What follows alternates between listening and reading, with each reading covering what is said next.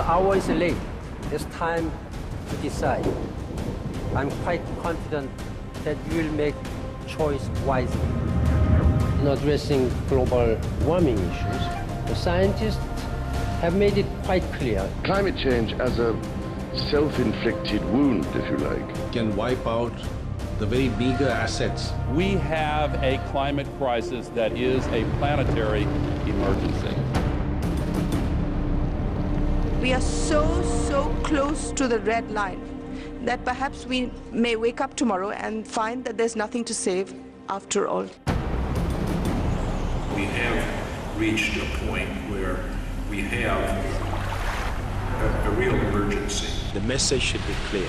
Climate change must take its place along those threats like conflict, poverty.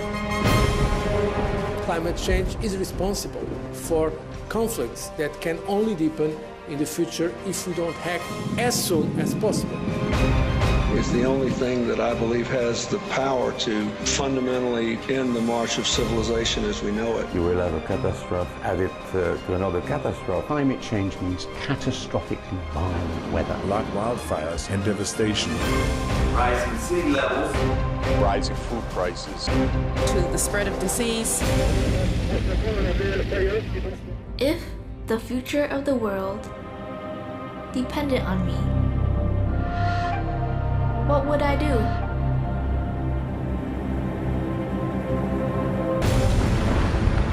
the North Polar ice cap is melting so fast.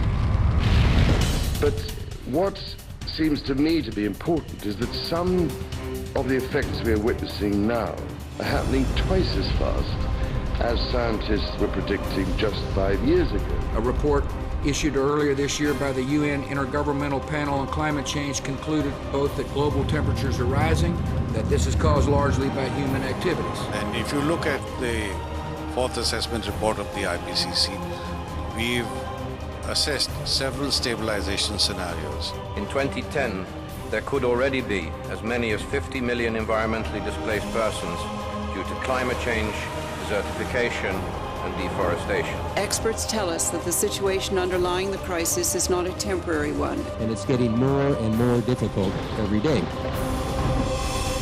And there's no guarantee that human civilization can survive.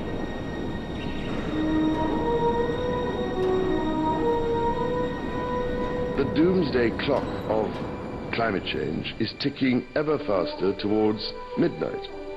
We are simply not reacting quickly enough. Do we need to move faster to answer the question? Yes, we do, because we have less time than we thought we had. So climate change is obviously going to have a major negative impact.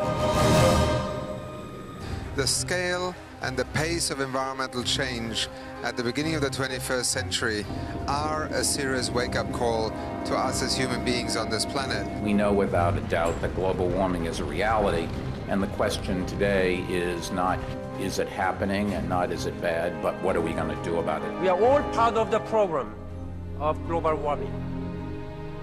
Let us all be part of the solution. The challenge you face is to prove to people that you are serious about adaptation to the unavoidable. Meat production and consumption is hugely intensive in terms of carbon dioxide emissions. More than all cars, trucks, and ships added together. Unless we change our food choices, nothing else matters, because it is meat that is destroying most of our forests. It's meat that pollutes the waters. It is meat that is creating disease, which leads to all our money being diverted to hospitals. So it's the first choice for anybody who wants to save the earth. The food we eat and how it's grown and the kind of food we eat matters a lot. Everything comes with an environmental price. Beef production in particular. We consume far too much meat in this world. Because there's where the climate problem is, our meat consumption. Something that's harmful even for human health. 我们今天要减少二氧化碳的排放我们素食的方式绝对是非常有效的一个方式。I do eat a lot of vegetarian meals. I think that's something we can all do. That's one of the easiest ways that we can make an immediate and quite substantial impact. There are some wonderful environmental benefits in terms of, taking a couple of steps lower down the food chain. And the choice we face is a really simple one, actually. Just for one day, or more than that, become a vegetarian. Let us approach climate change not simply as a looming future threat, but as a present opportunity to work together. The time for action is now. What can the government do to help? What can you do to help? How can we do this together? And it's about what we do from this point on and this point forward. Individuals can take action. We have to try our part. And as individuals, through the choices we make, the purchases we make. If we once understand this and take the necessary actions, then we actually have a much better situation. And if you eat less meat, you will be healthier and so would the planet. Then there's some kind of realization of individual responsibility to take care of this planet. Our generation has inherited an incredibly beautiful world, and it's really in our hands whether our children inherit the same world. That is our duty, so that our children can have a decent quality of life on this planet. We cannot be anything less than courageous and revolutionary in our approach to tackling climate change. It's a win-win situation if you eat less meat. Living in harmony with the natural world is the only way for the future. 9 billion people, one planet, one chance to get it right.